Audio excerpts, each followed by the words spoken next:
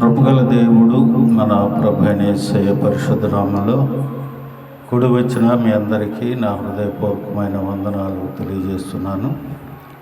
ప్రభువు ఈ జనవరి మాసం అంతయు ఆయన రెక్కల నీడలో మనల్ని బలపరుచుకొని,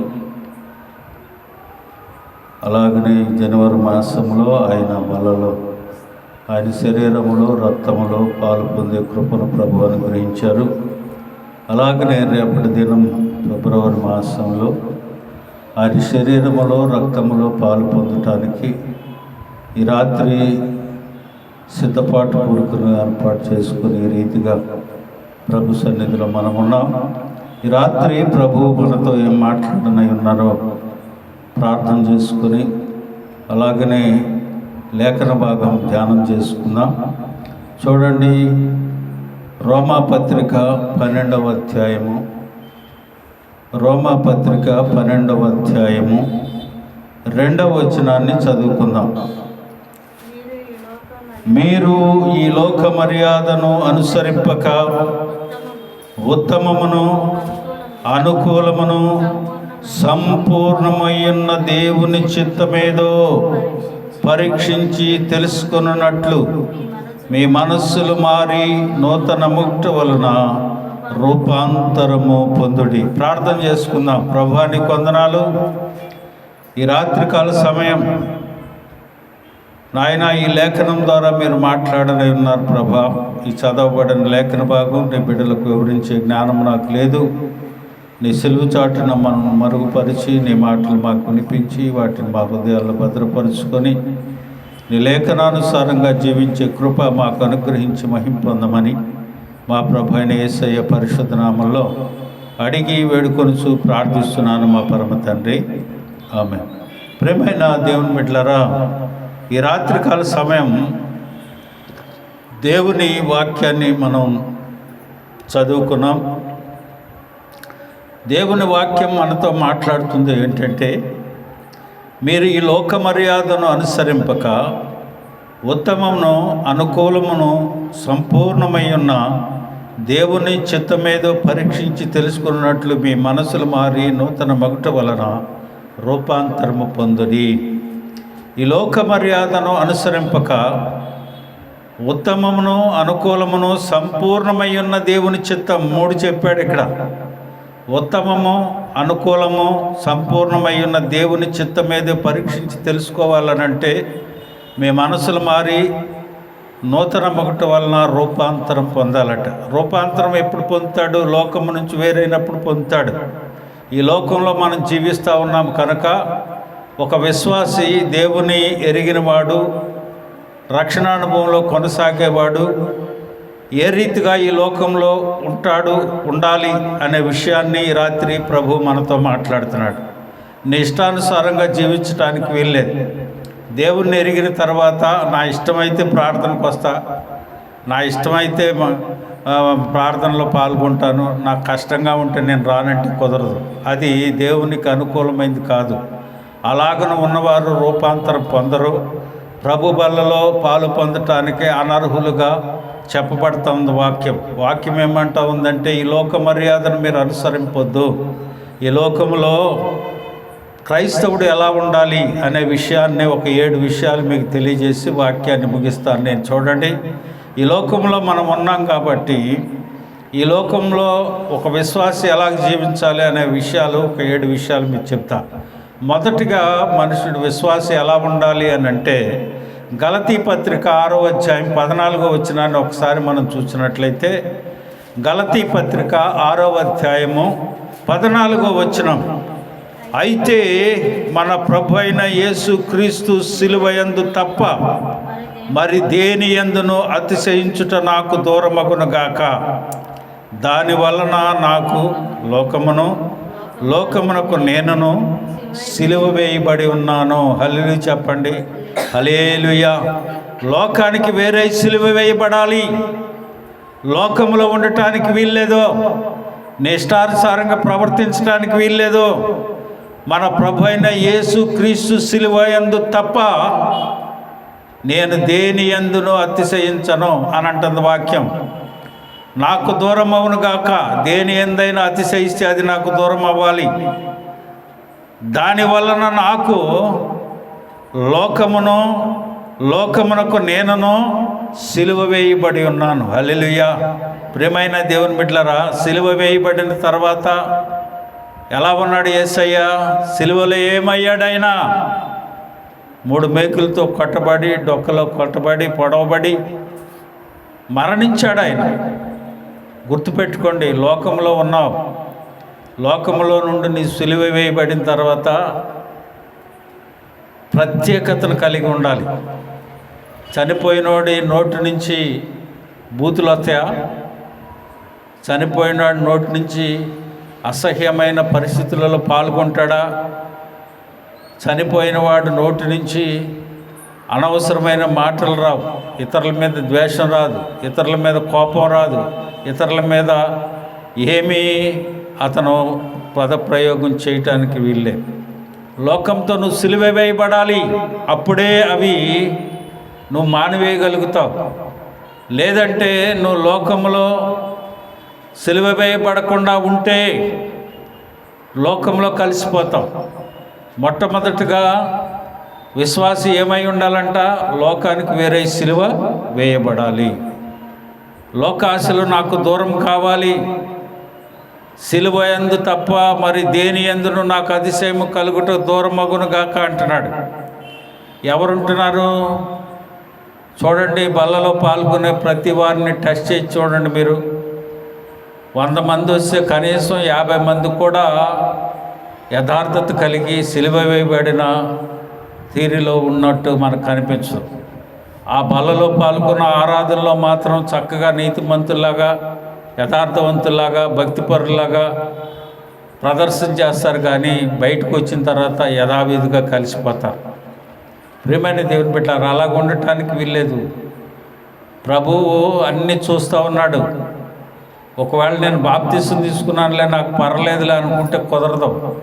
చనిపోయిన తర్వాత నిన్ను దేవదూతలు వచ్చి తీసుకెళ్ళరు, నరకానికి తీసుకెళ్తారు. ఏమండి, చాలా జాగ్రత్తగా దేవుని వాక్యాన్ని వినండి. బల్లలో పాల్గొనేటప్పుడు చాలా నిష్ట నియమాలు కలిగి దేవుని సన్నిధిలో మనం ఉండాలి. రెండవదిగా చూడండి, లోకమునకు మనం ఉప్పై ఉన్నాము అని దేవుని వాక్యం అంటా ఉంది. మత్తయి సువార్త 5వ అధ్యాయము 13వ వచనాన్ని మనం చూసినట్లయితే, మీరు లోకమునకు ఉప్పై ఉన్నారు. ఉప్పు నిస్సారమైతే అది దేని వలన సారము పొందును? అది బయట పారవేయబడును, మనుషుల చేత త్రొక్కబట్టే కానీ మరి దేనికి నీ పనికిరాదు. చూడండి, ఒక లోకంలో ఒక సామెత ఉంది. ఉప్పు అంటదంట, అన్నీ వేసి చూడు, నన్నేసి చూడు అంటదంట కదా. అన్నీ వేసి ఎంతో మధురంగాను కూర వండినా ఉప్పు దానిలో కలిపితే రుచించదు కదా. అలాగనే దేవుని వాక్యం అంటా ఉంది, మీరు లోకానికి ఏమై ఉన్నారట? ఉప్పు అయి ఉన్నారు. ఆ వండిన దాన్ని సారం కలిగి మధురంగా లేదా మంచిగా మనం తినటానికి రుచికరంగా ఉండాలి అని అంటే ఉప్పు వేయబడాలి. అదే దేవుని వాక్యం అంటుంది, మీరు లోకానికి ఉప్పుగా ఉండాలి తప్ప ఆ ఉప్పు ఎక్కువైపోయిన దానికి ఏం చేస్తాం? చట్టు తీసుకెళ్ళి బయట పారేస్తారు. అది మనుషుల చేత తొక్కబడద్దు. అబ్బాయి, ఉప్పు నిస్సారంగా ఉండకూడదు, అది ఎంత తగుమాత్రపు ఎలా ఉండాలో అలాగ ఉండాలి, అంతేగాని నువ్వు నీ ఇష్టానుసారంగా ఉండటానికి వీల్లేదు. మీరు లోకానికి ఏమై ఉన్నారంటే దేవుని వాక్యం, ఉప్పు అయి ఉన్నారు. రుచి కలిగినట్లుగా మనం ఉండాలి. అలాగన మనం ఉండాలి. మీరు లోకానికి ఉప్పు అయి ఉన్నారు. ఉప్పును గురించి మీకు ఒకరోజు ప్రసంగం చేశాను. అది తెలుపుగా ఉంటుందని, దాని పరిశుద్ధతకు సూచనని, అది రుచిస్తుందని, అది నిలవబెట్టుకోవటానికి అందులో సారం ఉంటుందని. చూడండి, ఆవకాయ పసరు పెట్టినప్పుడు ఉప్పు కలుపుతారు, ఎందుకని? ఎక్కువ రోజులు ఉంటుందని. అలాగనే అన్ని విషయాలలో దాన్ని ఎక్కువగా ఉపయోగిస్తుంటారు. దేవుని వాక్యం ఆ రీతిగా ఉంటా ఉంది.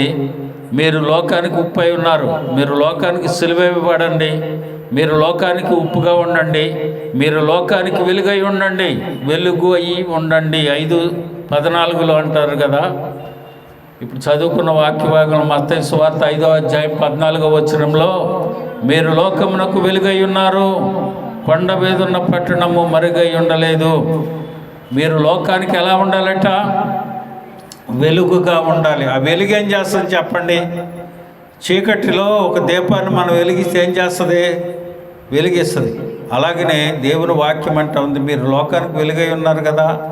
ఎవడైనాను దీపం వెలిగించి కొంచెం కింద అయినాను, మంచం కింద అయినాను, చాటు చోటునైనాను, పాత్ర కింద అయినాను పెట్టడం. అది ఇంట ఉండి వారికి వెలిగించడానికి, బయట వారు వెలుగులోకి రావడానికి కూడా అది ఉపయోగపడుతుంది. కనుక అది దీపస్తంభం మీద పెట్టాలి అని దేవుని వాక్యం అంటా ఉంది. కనుక ప్రియమైన దేవుని బిడ్డలారా, నీవు వెలిగించబడ్డావు. ఆ వెలుగును చూసిన అనేకులు ఆ వెలుగులోనికి వచ్చేటట్టుగా నువ్వు వెలుగుగా ఉండాలి అని ఈ రాత్రి దేవుని వాక్యం మాట్లాడుతూ ఉంది. మొదటగా లోకానికి వేరై ఉండండి. మీరు లోకానికి ఉప్పుగా ఉండండి, లోకానికి వెలుగుగా ఉండండి. చూడండి, ఎఫెసీ పత్రిక 5వ అధ్యాయము 8, 9 వచనాల్లో ఒక చక్కని మాట అక్కడ వ్రాయబడింది. మీరు పూర్వమందు చీకటి అయి ఉన్నారో, ఇది వరకు మీరు వెలుగులో లేరు. ఎప్పుడైతే మారు మనసు పొంది బాప్తీసం తీసుకొని రక్షణానుభవంలో కొనసాగుతున్నారో అప్పుడు మీరు వెలిగించబడ్డారు. నా దీపము వెలిగించువాడు నీవే అంటాడు దావీదు గారు. మన దీపము ఆత్మదీపం వెలిగించబడాలంటే యేసయ్య చేత వెలిగించబడాలి. చూడండి, పూర్వం మీరు చీకటి అయి ఉంటుంది, ఇప్పుడైతే ప్రభువునందు వెలుగై ఉన్నారో. వెలుగు ఫలము ఏంటంటే ఆ వెలుగు నీలో కల్పించాలంటే ఆ వెలుగు ఫలము కలిగి ఉండాలి. అది ఏంటంటే అది సమస్తములైన మంచితనము, నీతి, సత్యము వాటిలో కనపడుతుంది. ఏమండి? మంచితనము ఎవరిలో కనిపిస్తూ ఉంది? ఏమండి? మంచితనము, నీతి, సత్యము, ఈ మూడు లేకపోతే వాడు చీకట్లో ఉన్నట్లు లెక్కే. చీకట్లో ఉన్నాను, వెలుగులో ఉన్నాను అనుకుంటాడు, కానీ వాడు చీకటిలోనే నడుస్తున్నాడు. ఏముండాలి? నీతి, సత్యము వాటిలో మంచితనము, నీతి, సత్యము వాటిలో కనపడతాయంట. అవి ఎవరిలో లేవో వాడు చీకట్లోనే ఉన్నాడు అని దేవుని వాక్యం అంటా ఉంది. 4వదిగా మనం చూడండి, సర్వలోకమునకు సువార్తను ప్రకటించేవారుగా మనం ఉండాలి. మార్కు సువార్త 16వ అధ్యాయము 15, 16 వచనాలు మనం చదువుకున్నట్లయితే అక్కడ చెప్పబడతా ఉంది కదా. మార్కు సువార్త 16వ అధ్యాయము 15, 16 వచనాలు. మరియు మీరు సర్వలోకమునకు వెళ్ళి సర్వ సృష్టికి క్రీస్తు సువార్తను ప్రకటించుడి. నమ్మి బాప్తిసం పొందినవాడు రక్షించబడును, నమ్మని వానికి శిక్ష విధించబడును. ఏం చేయాలంటే మనం ఏమండి? సువార్తను ప్రకటించాలి. సర్వలోకమునకు వెళ్ళి, నీ ఇంటిలోనే నీ సాక్ష్యం ఉండదు, నీ ఇంటిలోనే నీ భక్తి కనిపించదు. ఇంకా బయటికి వెళ్ళి ఎవడికి చెప్తావు? ఎవడింటాడు? సర్వలోకానికి సృష్టిని ప్రకటించమని దేవుని వాక్యము, సర్వలోకమునకు వెళ్ళి సర్వ సృష్టికి సువార్తను ప్రకటించమని దేవుని వాక్యం అంటా ఉంది. నీవు రక్షణ పొందిన తర్వాత నీ ఇంటిలో కానీ, నీ పక్కింట్లో కానీ, నీ స్నేహితులు కానీ, నువ్వు ప్రయాణం చేసే చోటు కానీ, నువ్వు నలుగురితో కూడినప్పుడు కానీ దేవుని గురించి, దేవుడు నీ పట్ల జరిగించిన కార్యము ఏ రీతిగా నువ్వు రక్షణ పొందావో ఎవరికైనా ఒక్కరికైనా చెప్పేవేమో ఒకసారి ఆలోచించి చెప్పం. మనం ఏదో మనమే పెద్ద భక్తి పరులాగా కూర్చొని ఉంటాం. దేవుని వాక్యం అంటా ఉంది, దేవుని వాక్యం అంటా ఉంది, సర్వ సృష్టికి వెళ్ళి సువార్తను ప్రకటించే బాధ్యత ప్రతి క్రైస్తవుడికి ఉంది. ప్రతి క్రైస్తవుడు తన సాక్ష్యాన్ని పంచుకోవడం ద్వారా సువార్తను ప్రకటించిన వాడు అవుతాడు.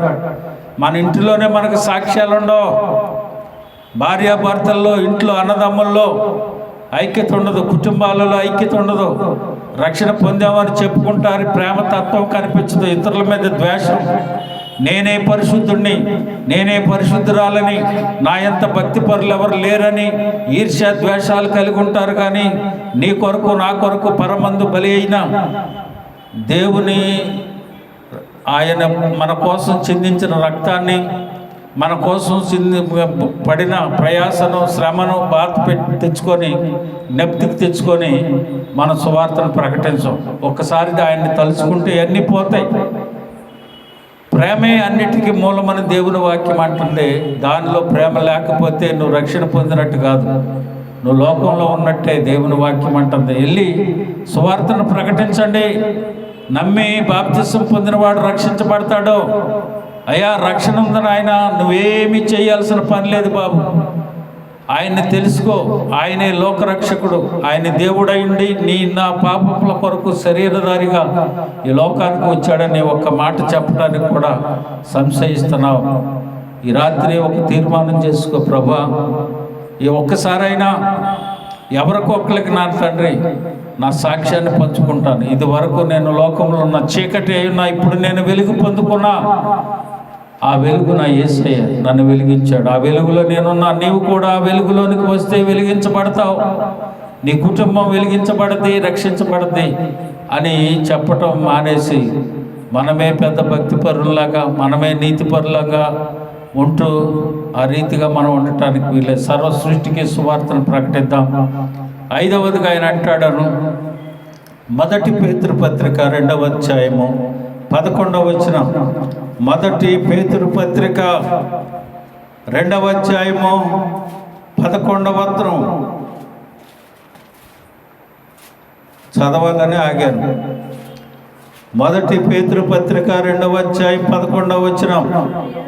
ప్రియులారా, మీరు పరదేశులను యాత్రికులై ఉన్నారు గనక ఆత్మకు విరోధముగా పోరాడు శరీరాశలను విసర్జించండి. ఎంత చక్కని మాట చెప్తున్నాడండి దేవుడు. అయ్యా ఈ లోకము అంతా మీరు పరదేశులు, యాత్రికులై ఉన్నారు. మీ పరదేశిది శాశ్వతమైన నిత్య రాజ్యం అక్కడుంది. ఇదంతా యాత్రా స్థలం మంది, పరదేశులు మనం. అందుకనే పరదేశులము ప్రియులారా మన పురం మీద కాదు ఇప్పుడు అని పాట కూడా రాశారు. ప్రియమైన దేవుని బిడ్డలారా, మనం అనుకుంటున్నాం మనకున్న ఇంటిని బట్టి, మనకున్న ఉద్యోగాన్ని బట్టి, మనకున్న బలగాన్ని బట్టి, మనకున్న ఆస్తిపాస్తులను బట్టి ఇదేమో నిత్య శాశ్వత రాజ్యం అనుకుంటాం మనం. కాదు, పరదేశులము యాత్రకు ఒకరోజు యాత్ర చేసుకుంటూ అక్కడికి వెళ్ళాలి మనం. అది తెలుసుకోండి.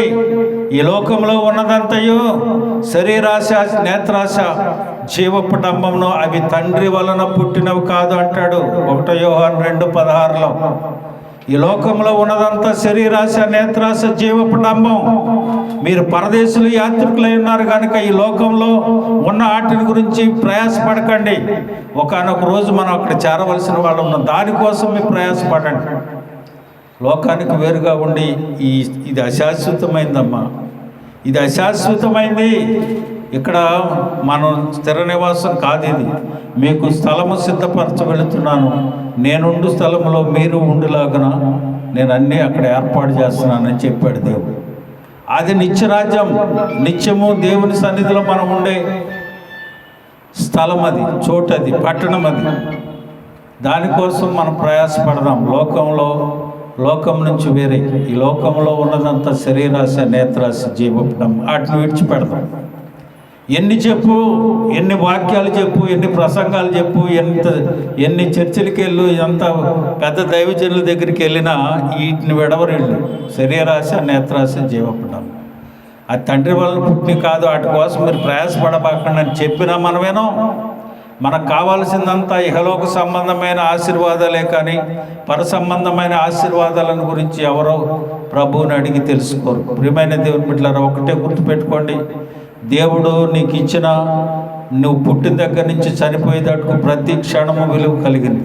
ఒకటే గుర్తుపెట్టుకోండి, ప్రతి క్షణము విలువ కలిగింది. అది కానీ విడిచిపెడితే దాన్ని నువ్వు పొందుకోలేవు. కోట్ల రూపాయలు సంపాదించిన ఆ విలువను జరిగిపోయిన కాలాన్ని తెచ్చి నువ్వు ఉండలేవు, తెచ్చుకోలేవు. కాబట్టి ప్రతి క్షణం ప్రభు కోసం ప్రయాసపడతాం. ప్రభువు నీకు ఇచ్చిన ఆయురారోగ్యాలను ప్రభు కోసం వాడదాం.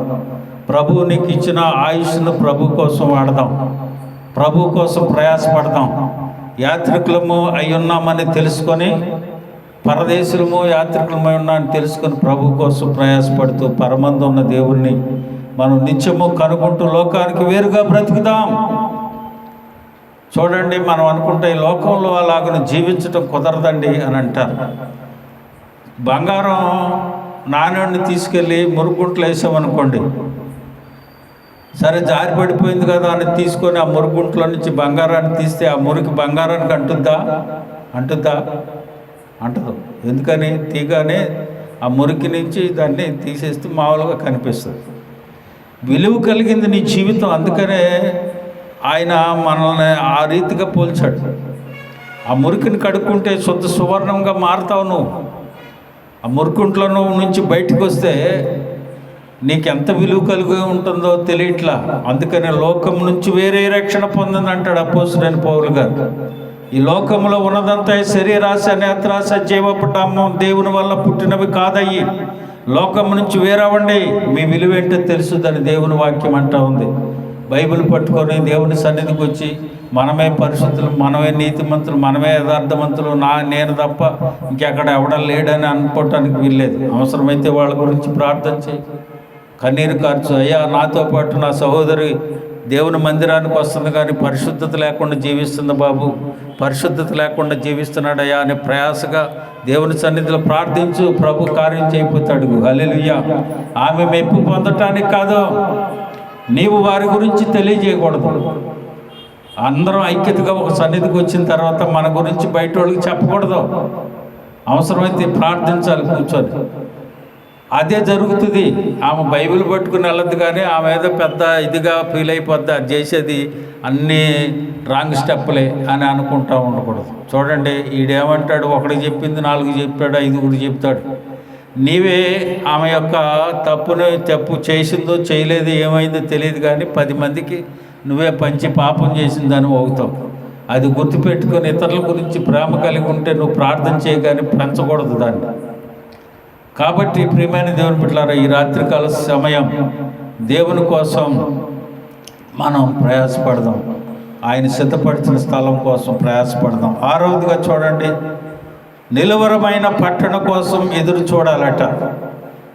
ఆయన మనల్ని ఏం చేశాడు? పరదేశులు యాత్రలుగా చేశాడు కదా.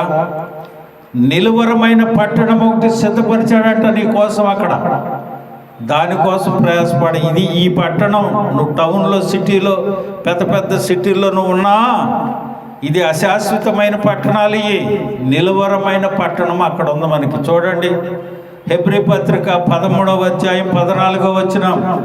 హెబ్రీ పత్రిక 13:14. నిలువరమైన పట్టణం మనకి ఇక్కడ లేదు. ఏమి లేదంటే ఇక్కడ నిలువరమైన పట్టణం నీకు ఇక్కడ లేదు. నువ్వు కట్టుకున్నవన్నీ అశాశ్వతమైనవి. ఒకానొక రోజు అయ్యే మన మీద పడి మనల్ని చంపచూస్తాయి, కూలిపోతాయి, పాడైపోతాయి. ఈ అంత కొత్త ఆకాశం, కొత్త భూమి వచ్చేసే రోజులు రాబోతూ ఉన్నాయి. ప్రియమైన దేవుని బిడ్డలారా, చూడండి ఏమంటుంది వాక్యం, చదవండి. నిలువరమైన పట్టణం మనకి ఇక్కడ లేదు కానీ ఉండబోతున్న దానికోసం ఎదురు చూచుచున్నాము. దేనికోసం ఎదురు చూడాలి? దేనికోసం చూడాలి? నిలువరమైన పట్టణము కోసం. హల్లెలూయా చెప్పండి. హల్లెలూయా. ప్రియమైన దేవుని బిడ్డలారా, యథార్థంగా వాక్యం చెప్పేవాడి దగ్గరికి ఎవరు రారు? నీకు అన్ని ఆశీర్వాదాలే. నా దగ్గరికి వచ్చావా, నేను నీ నెత్తి మీద చేయేసావా, నీకు ఆశీర్వాదాలే ఆశీర్వాదాలు, నీ దీవెనలే దీవెనలు అని చెప్పేవాడి దగ్గరికి వెళ్తారు కానీ యథార్థంగా దేవుని వాక్యం చెప్పేవాడి దగ్గరికి ఎవరు రారు. ఎందుకని? యథార్థంగా చెప్తాడు. అట్లా కుదరదు అని అన్నాడు అనుకోండి, ఎవరు రారు. లేదమ్మా, నీ ఇష్టానుసారంగా చేసుకో, నువ్వు ఇవ్వాల్సింది నాకు ఇచ్చేయి, నేను ప్రార్థన చేస్తే నీకు పని అయిపోద్ది అని చెప్పాడు అనుకోండి, జనం ఎగబడి వచ్చేస్తారు. ప్రియమైన దేవుని బిడ్డలారా, స్వచ్ఛమైన వాక్యం బోధించే బోధకులు ఈనాడు దొరకట్లేదు. టీవీలు చూసినా, ఎక్కడ చూసినా ఆ స్క్రోల్ మీద నెంబర్ లైట్, దాని మీద వేయండి, ఒక ఎపిసోడు స్పాన్సర్ చేయండి, మీ కుటుంబం దీవించబడితే ఇదిగో ఫలానా సహోదరి ఒక ఎపిసోడు స్పాన్సర్ చేసింది, వాళ్ళ అబ్బాయి అమెరికాలో ఉన్నాడు, లేదంటే కూతురికి మంచి సంబంధం, అమెరికా సంబంధం వచ్చింది, ఇదిగో ఆయన 20 లక్షల అప్పు, నేను ప్రార్థన చేయగానే తీరిపోయింది. ఇవన్నీ చెప్పుకొని చేసేవాడి దగ్గరికి టక వెళ్ళిపోయి లైన్లో నిలబడి చేస్తూ ఉంటారు. కానీ దేనికోసం అంటుంది? లోకాన్ని నుంచి వేరుకండి, ముందు లోకాశల్లో మీరు ఉండబాకండి. ఏ రీతిగా విశ్వాసి లోకంలో ఉండాలో దేవుని వాక్యం స్పష్టంగా సెలవిస్తూ ఉంది. చూడండి, మనం చెరువులో చూస్తూ ఉంటాం కదా, చెరువులో కలవ పూలు వస్తాయి. బురదల నుంచే వస్తుంది. కానీ దాని మీద బురద చల్లి ఉంటుందా? బురద నిలబడుద్దా? తామరాకు మీద కానీ పువ్వు మీద కానీ? లేదు. అలాగే లోకంలో నువ్వు ఉన్న లోక మాలిన్యం నీకు అంటకుండా చూసుకోవాలి. హల్లెలూయా. ప్రియమైన దేవుని బిడ్డలారా, దేవుని వాక్యం సెలవిస్తున్న నిలువరమైన పట్టణం కోసం మనం ఎదురు చూద్దాం. చివరిగా చూడండి, చివరిగా యోహాను సువార్త 15వ అధ్యాయము 19వ వచనాన్ని చూద్దాం. యోహాను సువార్త 15:19. మీరు లోక సంబంధులైన ఎడల లోకము తన వారిని స్నేహించును, అయితే మీరు లోక సంబంధులు కారు. నేను మిమ్మును ఏం చేశాడంట ఆయన? నేను మిమ్మును లోకము నుండి ఏర్పరచుకుంటుని, అందుచేతనే లోకము మిమ్మును ద్వేషించుచున్నది. హల్లెలూయా. లోకమంట మిమ్మల్ని ద్వేషిస్తుందట. సంతోషించండి, ఆనందించండి. ఎందుచేతంటే నిలవరమైన పట్టణంలో మనం ఉండబోతున్నాం. మన ఆనందం, ఒక నూతన గృహాన్ని మనం నిర్మించుకున్నాం అనుకోండి, చక్కగా మంచిగా డెకరేషన్లు చేసి ఉంటే ఆంట్లోకి వెళ్ళడానికి ఎంత ఆనందపడతామో, అలాగనే మిమ్మల్ని లోకం నుంచి వేరుపరిచాను ఆ పట్టణంలోకి తీసుకువెళ్ళటానికి. కాబట్టి మిమ్మల్ని లోకం నుండి ఏర్పరచుకుంటే, అందుచేతనే లోకము మిమ్మల్ని ద్వేషించినా మీరు ఆనందించండి, సంతోషించండి. హల్లెలూయా. ప్రియమైన దేవుని బిడ్డలారా, మీరు లోక సంబంధులుగా ఉండటానికి వీల్లేదు. మీరు లోక సంబంధులు అనే లోకము తన వారిని స్నేహించును. లోక సంబంధులుగా మీరు ఉంటే లోకం మీతో స్నేహం చేస్తుంది. లేరు, నా స్నేహితులుగా నా సంబంధులుగా ఉన్నారంటే మిమ్మల్ని ద్వేషిస్తుంది. అప్పుడు సంతోషించండి. హల్లెలూయా.